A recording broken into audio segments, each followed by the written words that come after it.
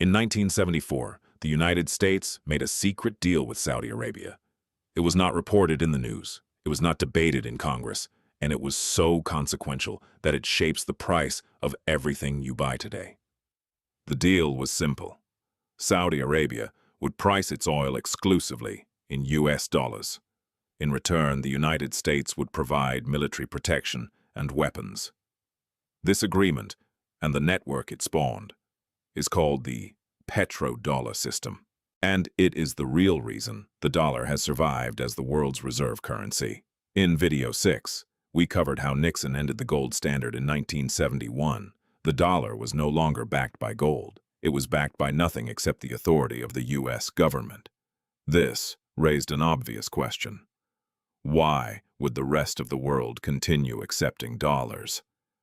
If the dollar was not backed by gold, what gave it value? The answer, worked out over the following years, was oil. After 1971, the United States needed a new anchor for the dollar, something that every country on Earth needed, something that would create permanent demand for dollars, regardless of monetary policy. Oil was the answer. Every country on Earth needs oil. If oil can only be purchased in dollars, every country on Earth needs dollars. And if every country needs dollars, the dollar remains the world's reserve currency. This is the mechanism that replaced the gold standard. Not officially, not transparently, but effectively. The story begins in 1973. The Arab oil embargo had just devastated the U.S. economy. OPEC, the Organization of the Petroleum Exporting Countries, had cut oil supplies to the United States in response to U.S. support for Israel in the Yom Kippur War. Oil prices quadrupled in months. Gas lines stretched for miles. The U.S. economy was in crisis. Nixon sent Treasury Secretary William Simon to Saudi Arabia to negotiate. The arrangement that emerged was this. Saudi Arabia would sell oil exclusively in U.S. dollars. OPEC would follow Saudi Arabia's lead. In exchange, the United States would guarantee the security of the Saudi royal family. It would provide weapons. It would station military assets in the region. It would ensure the House of Saud remained in power. The deal was never publicly announced. It was never formalized in a treaty. It was, and remains, an informal understanding between two governments. But it worked.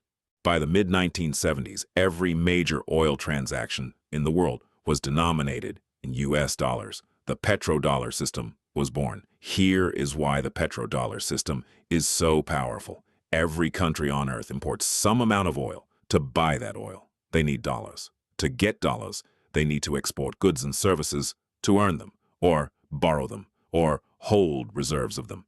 This creates permanent structural demand for the U.S. dollar from every country in the world. Not because they trust the United States, not because they admire American monetary policy, but because they need oil, and oil costs dollars. This structural demand has two enormous consequences. First, the United States can run persistent trade deficits without the dollar collapsing. Normally, if a country imports more than it exports, its currency weakens. People stop wanting it. But the dollar is different. Even when the U.S. runs massive trade deficits, other countries still want dollars because they need them for oil. Second, the United States can borrow at unusually low interest rates. When every country in the world needs to hold dollar reserves, those countries typically invest those reserves in U.S. Treasury bonds. This creates enormous demand for U.S. government debt, which keeps interest rates low, which is why the United States has been able to run enormous deficits for decades without a currency crisis. The petrodollar system is effectively a subsidy, a global subsidy paid by every country that needs oil. 2. The United States.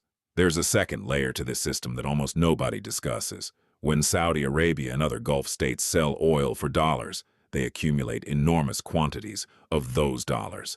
They cannot spend all of them domestically. So, what do they do with them? They invest them in U.S. assets, Treasury bonds, U.S. real estate, U.S. stocks, American corporations. This is called petrodollar recycling. Oil money flows from consuming countries to OPEC.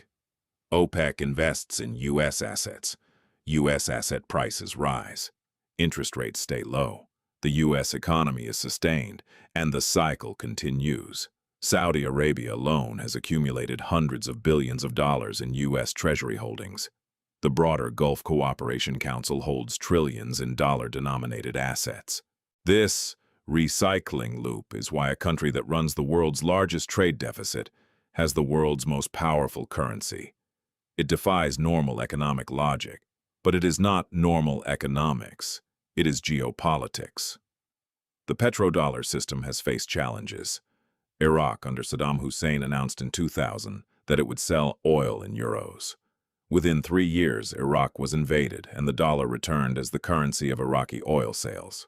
Libya, under Muammar Gaddafi, proposed a gold-backed African currency to replace the dollar in African oil trade.